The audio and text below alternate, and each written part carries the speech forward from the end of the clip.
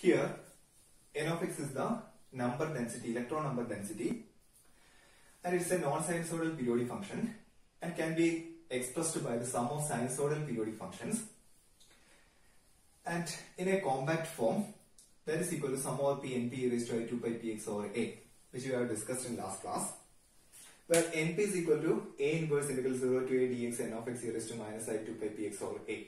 Okay, and in 3 dimension the number density n of r is equal to sum over g ng e raised to I g dot r, and ng equal to inverse of the volume into volume integral n of r e raised to minus I g dot r.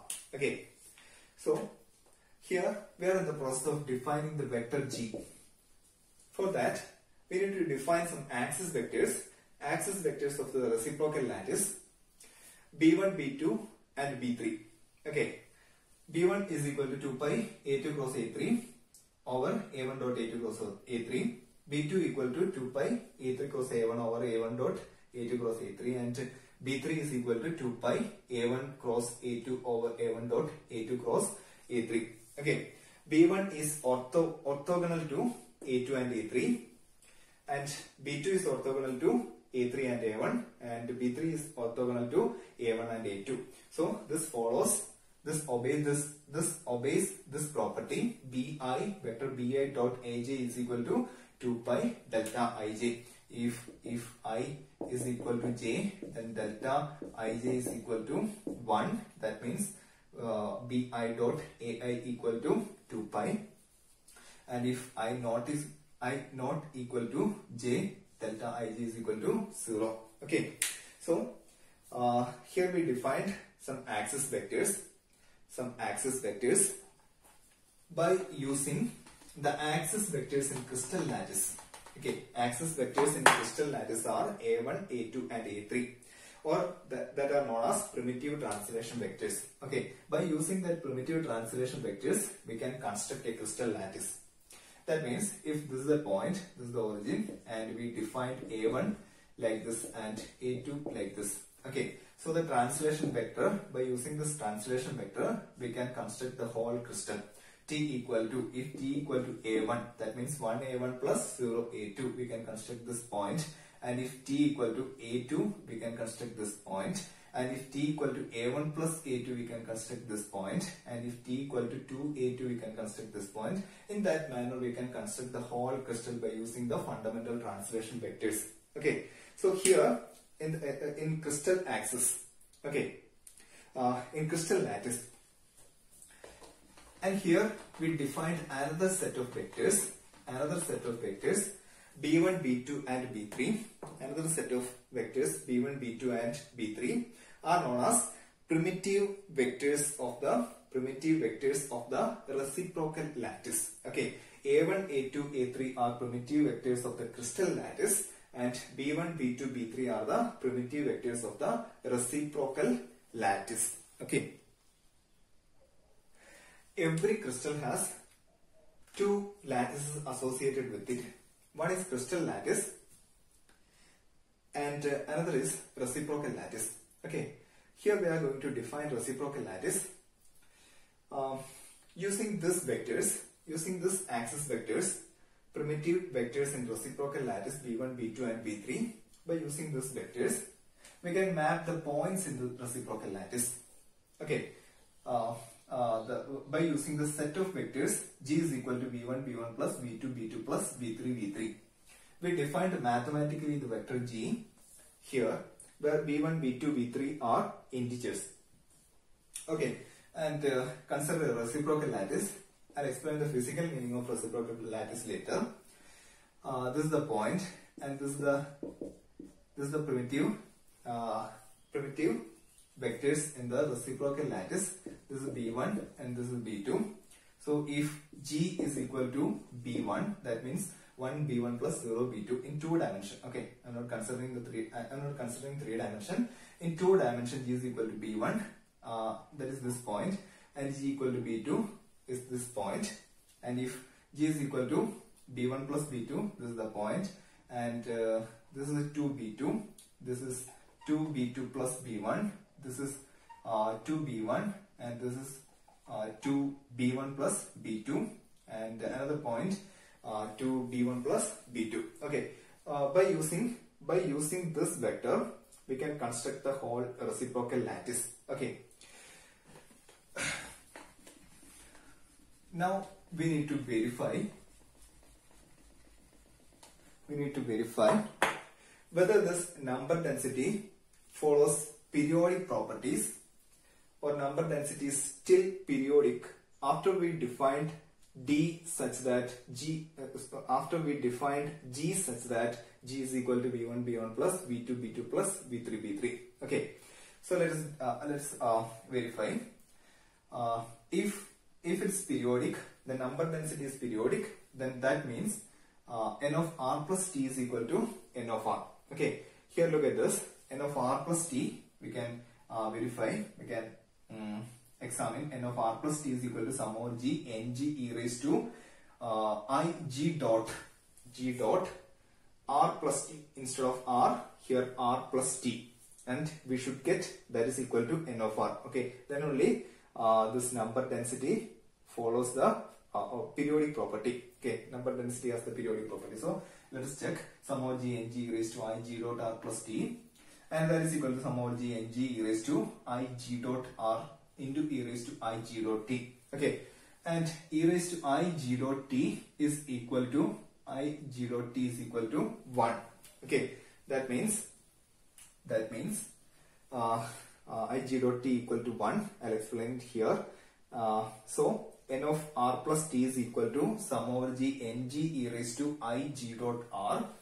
That is n of r is equal to sum over g ng e raised to I g dot r. That means n of r plus t is equal to n of r. We will get n of r plus t is equal to n of r after we defined g such that g is equal to v1 plus v2 plus v3 where b1, b2 and b3 are like this.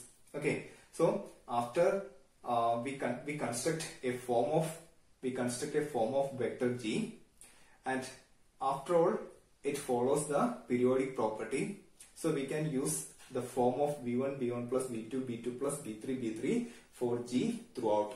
Okay, and let us check how e raised to I g dot t is equal to 1, and e raised to I g dot t is equal to e raised to I v1 plus v2 plus v3 dot t is a translation vector we defined in previous class, u1 a1 plus u2 a2 plus u3 a3. Okay, so here let us consider this term. This is v1 b1 dot u1 a1. Okay, so v1 dot u1 a1 is equal to v1 into b1 is 2 pi a2 cross a3 over a1 dot a2 cross a3. Okay, dot u1 a1. Okay, that is equal to v1 a1, that is equal to 2 pi v1 a1, 2 pi v1 a1. Look at this.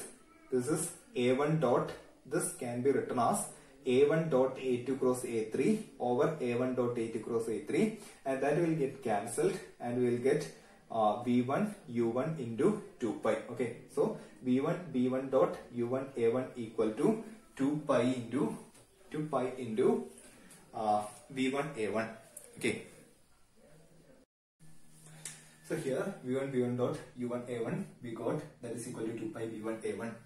In the similar way, v2 b2 dot v2 a2 is equal to 2 pi v2 u2, and this is equal to 2 pi v3 u3. Okay, here you did e raised to I g dot t is equal to e raised to I v1 b1 plus v2 plus v3 dot, this can be written as e raised to I g dot t is equal to e raised to I v1 b1 dot u1 a1 plus v2 dot u2 a2 plus u2 a2 plus v3 dot u3 a3. Okay, and that is equal to e raised to I 2 pi into v1 u1 plus v2 u2 plus v3 u3, and that is equal to, this is an integer, u1 is an integer, u1 u2 u3 and v1 v2 v3 are integers. So we will get the multiplication of two integers, we will provide another integer, and I can write it as n, and cos 2 pi n plus I sin 2 pi n. I sin 2 pi n is equal to 0 if n is an integer, and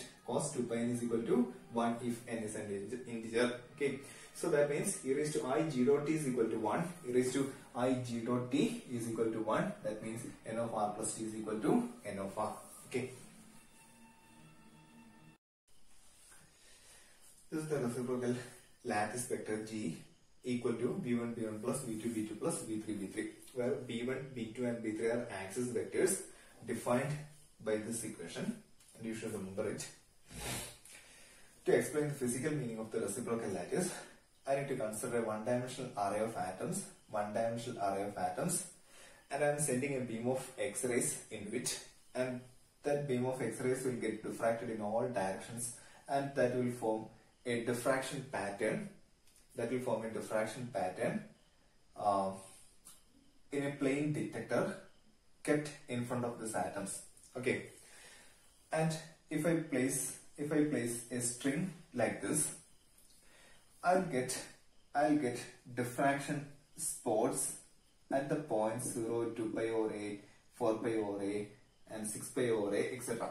And in other direction, minus 2 pi over a, minus 4 pi over a, etc. Okay,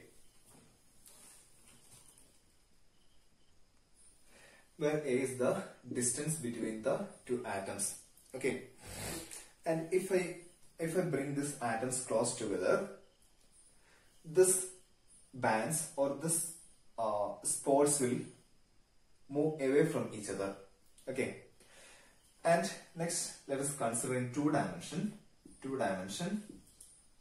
In two-dimensional case, if this is two dimension, then instead of this bands, in two-dimensional case, the atoms are arranged like this, and instead of this bands, we will get some spots like this. Okay, we'll get some spots.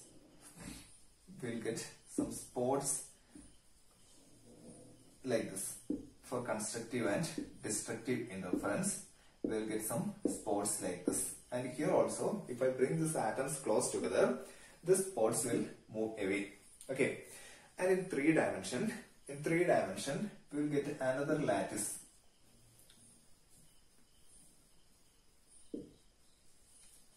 We will get a three-dimensional lattice.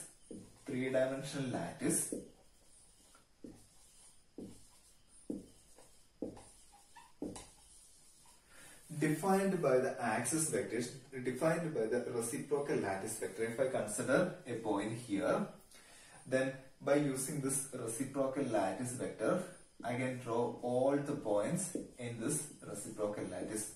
Okay, so that means a diffraction pattern of a crystal is a map of reciprocal lattice. Okay, diffraction pattern. If I keep a three-dimensional crystal like this, and I send X-rays into it, and I'll get diffraction pattern, a three-dimensional diffraction pattern in this space, and this is that diffraction pattern of a crystal is a map of the reciprocal lattice of the crystal. Okay, map of the reciprocal lattice of the crystal. And for the better comprehension of the reciprocal lattice, I have given a link of the video about reciprocal lattice in this YouTube channel. Okay, and I recommend you to watch that video too.